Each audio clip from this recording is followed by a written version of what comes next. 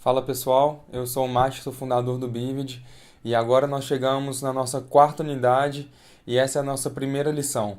E nessa primeira lição eu queria falar um pouco sobre como encontrar um bom local para a gente fazer a nossa aula presencial. No caso da aula presencial, existem algumas coisas que são legais e que a gente precisa avaliar antes de fechar com um espaço para realizar as nossas aulas presenciais. Bom, algumas coisas elas são um pouco que obrigatórias e que a gente precisa pensar a respeito.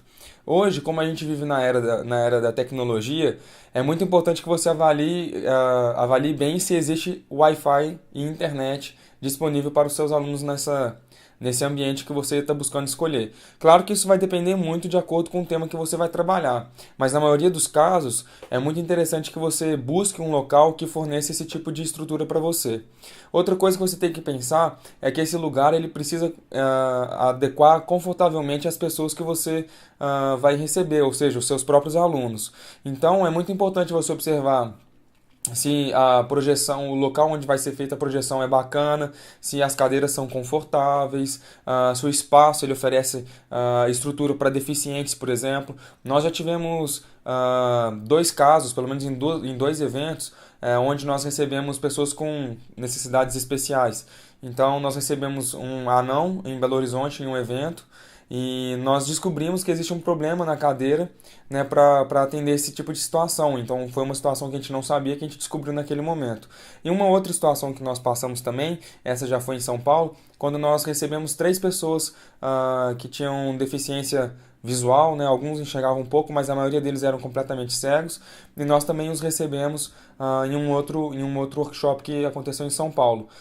Então é muito importante que você pense também nessas coisas e considere atentamente para que seus alunos eles sejam recebidos com comodidade nesse local.